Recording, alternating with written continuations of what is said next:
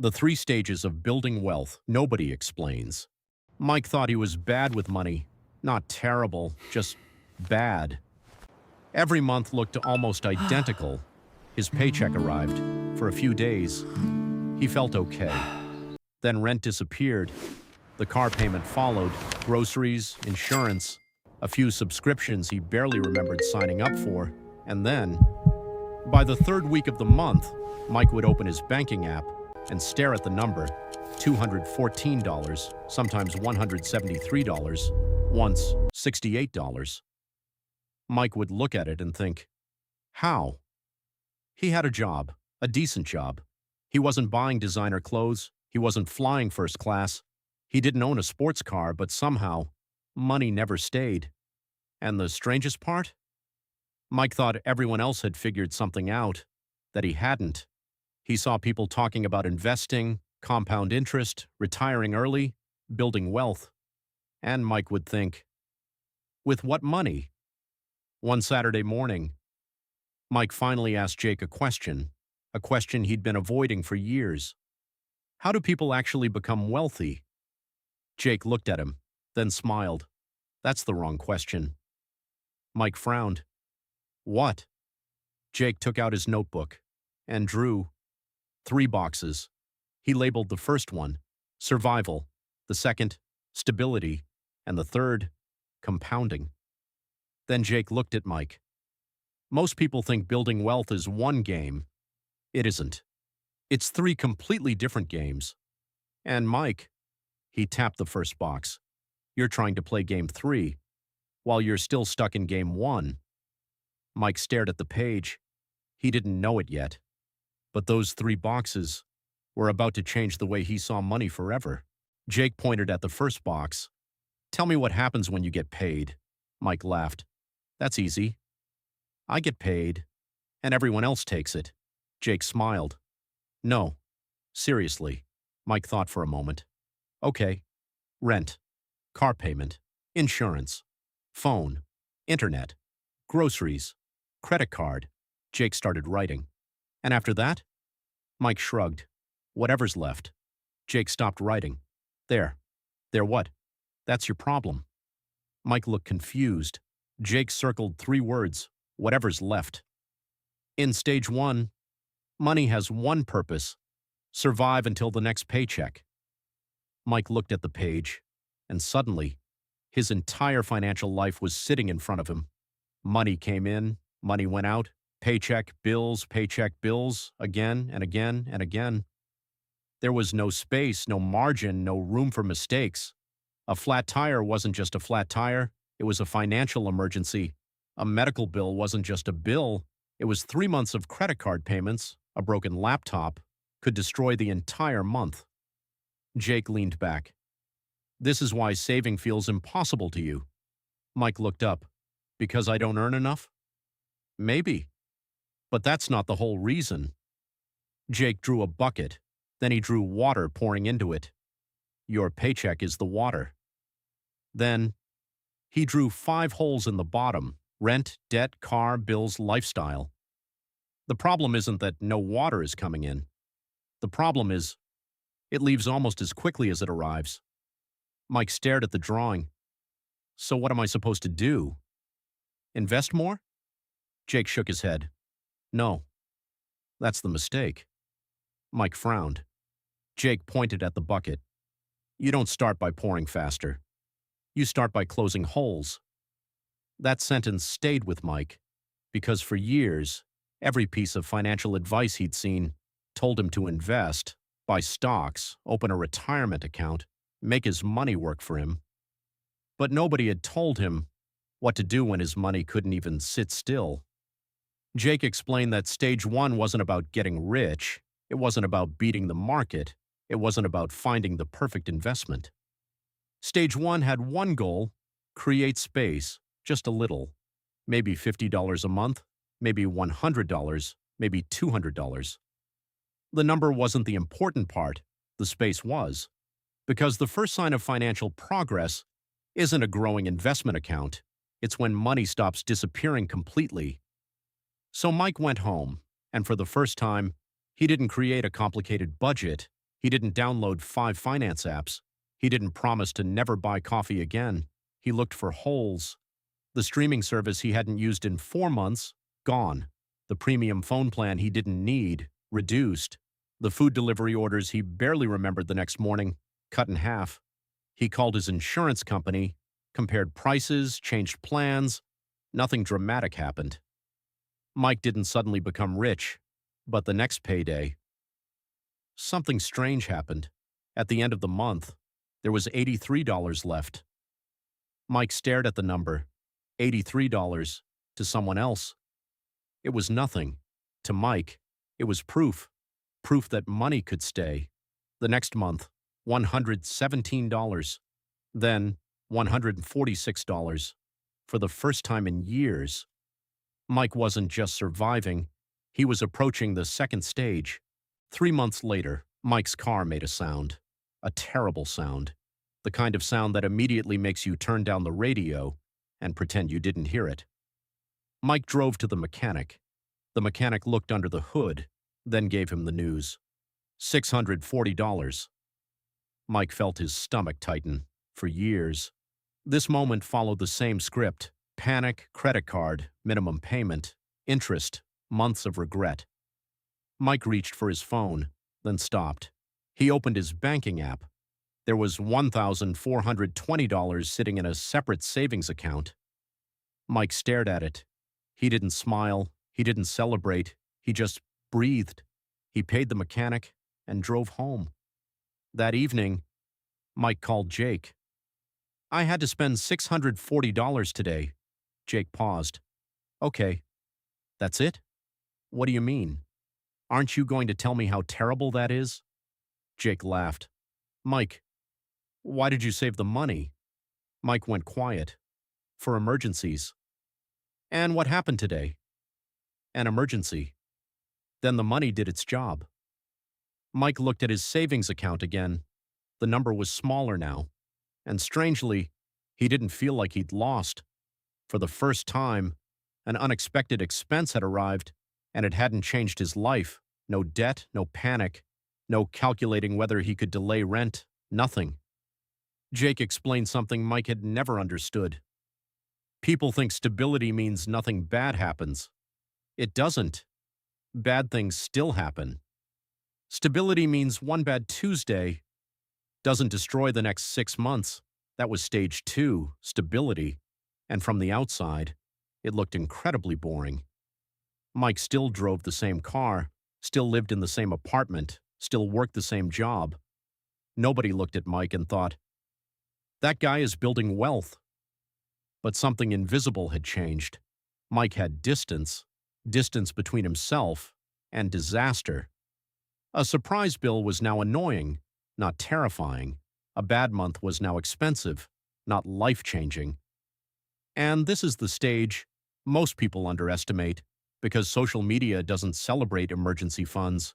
Nobody posts a picture of $3,000 sitting quietly in a savings account. Nobody makes a cinematic video about paying an insurance deductible without using a credit card. Stability doesn't look impressive, but Jake explained, it's the foundation of everything that comes next, because without stability, every investment is vulnerable. Mike could invest $5,000, but if his car broke and he had no emergency fund, he might have to sell. If he lost his job, he might have to sell. If a medical expense arrived, he might have to sell. And sometimes, at the worst possible moment. Jake drew a small tree, then he drew a fence around it. Investing grows the tree. He pointed at the fence, but stability protects it. Mike nodded. So when do I reach stage 3? Jake smiled. When money stops needing you every second. Mike frowned. What does that mean? You'll see. Mike's first investment was $60. He remembered the number perfectly, because after making the investment, he checked the account 7 times. The first day, nothing. The second day. His account was worth $59.82. Mike stared at it. I've lost 18 cents. Jake laughed when Mike told him, give it time. So Mike did. 1 month passed, then 2. Mike invested again. $60, then $100. A few months later, $150. Whenever his paycheck arrived, a small piece automatically moved before Mike could spend it, before he could think about it, before he could convince himself that he needed something else. At first, it was painfully boring. Mike had imagined investing differently. He imagined charts, big wins, excitement. Instead, he got a slow-moving number on a screen, $540, $712, $1,108, months of discipline, and the account still didn't look impressive. One evening, Mike showed Jake. "I don't understand." Jake looked at the number. "What don't you understand?" "I've been doing this for almost a year." "Yes, and I'm not rich." Jake stared at him, then laughed. Mike didn't. "I'm serious." "I know." Jake took out the notebook again. He drew a small snowball, then a slightly larger one, then a huge one. "Compounding has a marketing problem." Mike raised an eyebrow. "What?" "Everyone shows you the big snowball." Jake pointed at the final drawing. "The $1 million portfolio. The early retirement. The investment income. But nobody shows you this." He pointed at the tiny snowball. "The first 5 years." Mike looked at it. "It looks like nothing." "Exactly. Stage 3 begins quietly. At first, your contributions do almost all the work. You invest $100, your account grows by maybe a few dollars, you invest another $100, another few dollars. It feels like you're pushing the snowball up a mountain, but slowly. Something changes." Mike continued investing. 1 year, then 2, then 3. His income increased, but this time, he didn't make the same mistake. He didn't immediately upgrade everything. Instead, he increased his investment. $200 a month, then $300, then $450, and one day, Mike opened his investment account. He looked at the yearly growth, then looked again. His investments had earned more that year than Mike had personally contributed. He called Jake. Something weird happened. "What?" "My money added more money than I did." Jake smiled. "There it is." "There what?" "Stage 3. Mike looked back at the screen. For years, every dollar in Mike's life had required his time. He woke up, drove to work, sat at a desk, answered emails, attended meetings, worked. Then, he received money. Time became money. That was the deal. But now, some of his money was creating more money, without another meeting, without another commute, without another hour at the office. For the first time, Mike understood what Jake meant. In stage 1, you work for money. In stage 2, you protect money. But in stage 3, money starts working for you. A few weeks later, Mike and Jake sat on the same park bench. Mike looked at Jake's old notebook. The 3 boxes were still there: survival, stability, compounding. Mike smiled. "You know what's strange?" "What?" "I used to watch investing videos when I had $68 in my bank account." Jake laughed. "I remember. I was trying to find the best investment." Mike shook his head. "But that wasn't my problem." "No. My problem was I was in the wrong stage." Jake nodded. "And that's the mistake millions of people make. Someone in stage 1 compares themselves to someone in stage 3. They see a person investing $2,000 every month and think, 'I'm failing.' They see someone with a $500,000 portfolio and think, 'I'm too late.' They see compound interest calculators, retirement projections, investment returns, and feel overwhelmed."